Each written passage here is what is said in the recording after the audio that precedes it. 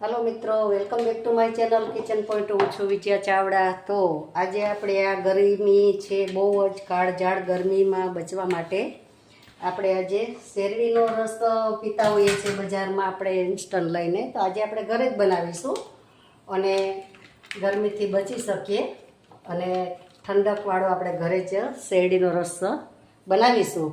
તો અહીંયા આપણે ગોળ લીધો છે અને 1 ગ્લાસ પાણી લીધું છે।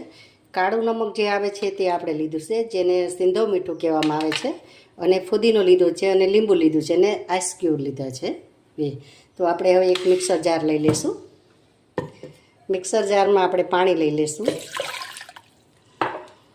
આઈસ લઈ લઈશું, ચપટી નમક લઈ લઈશું, કાળું નમક અને ફુદીનો લઈ લઈશું અને ગોળ લઈ લઈશું।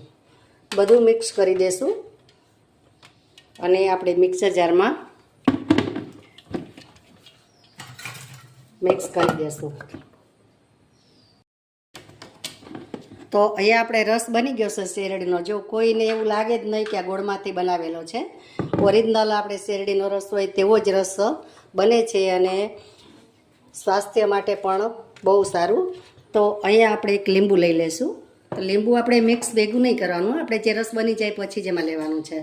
તો અહીંયા આપણે અડધું ફાડું લીંબુ લઈ લઈશું અને હવે મિક્સ કરી દઈશું। મિક્સ કરીને સર્વ કરશું।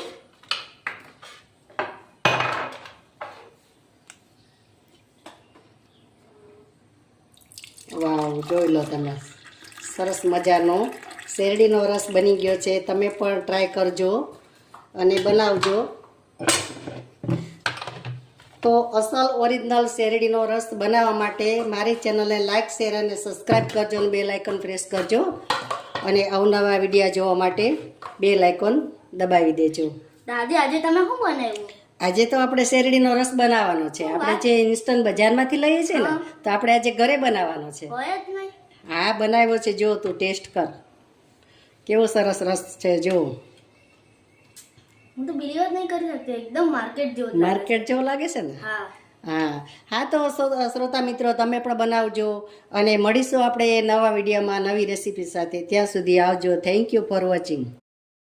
હેલો મિત્રો, welcome back to my channel kitchen point. હું છું વિજયા ચાવડા। તો આજે આપણે આ ગરમી છે, બહુ જ કાળઝાળ ગરમીમાં બચવા માટે આપણે આજે શેરડીનો રસ પીતા હોઈએ છીએ બજારમાં આપણે ઇન્સ્ટન્ટ લઈને, તો આજે આપણે ઘરે જ બનાવીશું અને ગરમીથી બચી શકીએ અને ઠંડકવાળો આપણે ઘરે જ